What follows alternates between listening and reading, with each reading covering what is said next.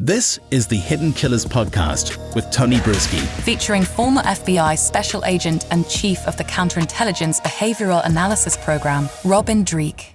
Ruby Franke, Jodi Hildebrandt, before she was arrested alongside Ruby Franke, Jodi Hildebrandt, well, she was counseling folks. That was her job. She was a licensed counselor, quite often counseling Mormon couples. The church, in fact, even recommending her as a counselor up until 2012 when they had to say, we can't do this anymore because you kind of violated a lot of HIPAA rules by telling us some things about one of your people.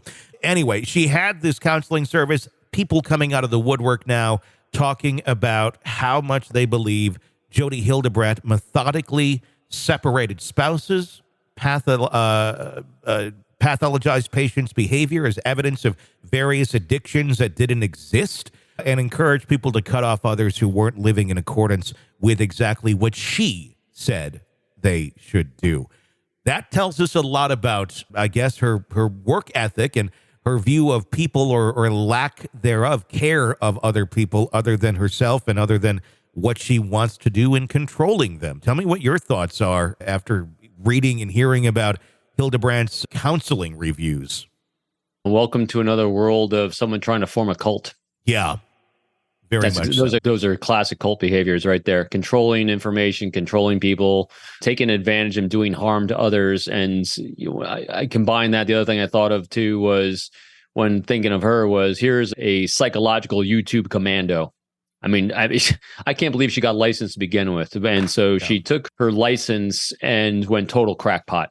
She's making up stuff that's not in the DSM and she literally has like 2 or 3 labels of different addicts. She has sex addicts, she has porn addicts, and then she just labels men typically with all these addictions and blames everything on those. And she counsels them for those things. And she makes these accountability groups, which is very cult-like. And she isolates people from friends and family, very cult-like. Yeah. And she's profiting from them, very cult-like. So, I mean, it's the other thing that struck me, too, is, religion has been, and doesn't matter what religion is always been the backbone of many cults that have done harm. And I'll tell you, the Church of Latter-day Saints has taken a hit this year with a bunch of them that hit. I'm not trying to insult that church because I believe these are whack jobs that, took their message or whatever and then just really kind of ran in their own direction with it. And that's why I gave it that swath throughout history. Yeah. It's all religions have these things because that's what the data will tell you. But in this past year, we had the Daybells and this and Corey Richins, you have, there's several, the Jared Bridegan, the dentist, James Craig. Yeah, I mean, it's like a good, at least 35% of the cases we've covered this year have all been LDS. Or at one point have been LDS. It's rather bizarre for being a religion that really, in terms of the whole population of our country, is not that big. It's very disproportionate in the amount of horrible things we're seeing coming out of members or former members versus other groups, it seems. And to do it again, I'm not part of the church, and so I don't know. But having a lot of friends part of that church and seeing how cults work, here's the overlap. I think is why the cult mindset will take advantage of beautiful institutions like that, and because LDS is full of love, compassion, and caring towards humanity and each other, non-discriminately. I mean, they do a lot of good in the world. Sure. And what happens is what cults do is to suck you in. Is they love bomb you. And that's one of the things they do is they take people that are feeling a little disenfranchised in some part of their lives and they love bomb you. And so what love bombing is, they show you a lot of attention. They give you a lot of, positive encouragement and they suck you in with the love bombings as now they slowly indoctrinate you into the abnormal behaviors. Yeah. And so, and in this case with these 2 women, what they've done is, well, especially the one, I'm sorry, her name just totally blew my mind. Hildebrandt is she's coming in to love bomb you, to take care of you and fix you as she slowly tells you how messed up you are and here's what you have to do to fix yourself. So that's what the behavior is. It's very bizarre. I mean, it's also love bombing, a big behavior of abusers to get people to be with them in a one-on-one type relationship. It makes me wonder a bit about the relationships that Frankie and Jodi had with their spouses and how much love bombing was going on there at the beginning, because it almost seemed like a slow boil in the lobster tank for the husband if he didn't realize those things were going on, which would be indicative of a beginning that was like that. Do people who start cults know they're actually starting a cult? I know obviously some do, but I wonder about someone like Jodi Hildebrandt, where she just has, and I'm saying just, where she has extreme beliefs. She has a very strong sense of this, it has to be this way, the way I said it, and here's how I'm going to execute what I'm doing. We're going to put people in this group and that group, and this is how it's going to work good for me. Is that someone who's inadvertently starting a cult just by how they're trying to arrange things? And then at the end of the day, oh shit, you have a cult. Yeah, they have no idea they're doing it. They're just being who they are. Yeah. And without a check and balance, and if you're, again, it comes down to what makes cults, again, one of the other factors of cults is the charismatic leadership at the top. And if you're charismatic, you can get people to buy into your slow trickle of abnormal behavior, and it becomes normalized. And then if you start doing trauma bonding along with it, after the love bombing, where you take out the stick and you whack them a bunch from it.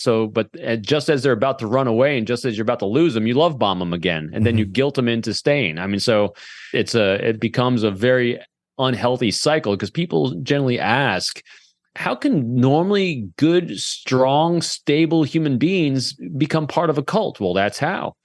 Everyone can be extremely susceptible to it. I've read a couple of really good books on cults and cult formations, and people in general be very shocked and surprised about how vulnerable people can be to that, because kind of going what we're saying at the very beginning, we all crave and need strong, healthy relationships in our lives. And what happens is they come in and they will give you on the surface, a strong, healthy relationship that you have been missing in your life at the beginning. Or even if you haven't been missing it, they'll just outlove you out of everyone else.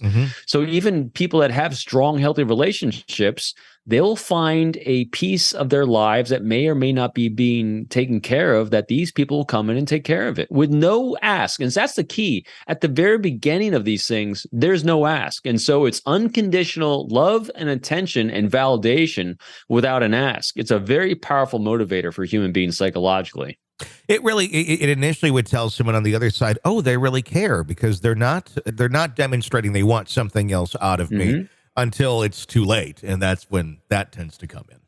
Because the ask will be conditional at that point. And then if you want, because then what happens is, and this is what happens in trauma bonding, you become addicted to the attention you're getting. And when that attention is then being held at ransom for the action you'll take, and it's a slow escalation, then you have groupthink that starts taking place. That's why people become isolated. So the only information you're consuming in validation is from other people already doing the same behavior. So, hey, if everyone else is doing it, I must be okay.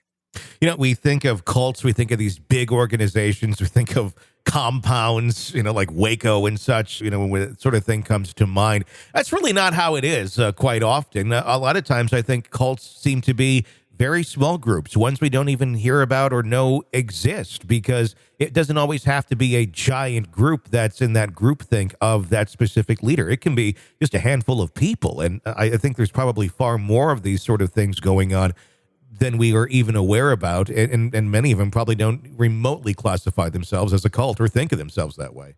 Right. And cult, I know, gets it's a negative connotation word, but at the same time, most things in the world start out as a cult, which is a small group of people with a charismatic leader at the head and here's where small group of people, charismatic leader, there's lots of things that hit that. But what happens, a couple of the other criteria of a cult is that isolation, that's huge things, that people start becoming isolated from outside influences and outside information, control of information and control of what people are thinking. So they don't have to be isolated in sense of proximity to other human beings, but isolated in the information that they're consuming and what they're being provided.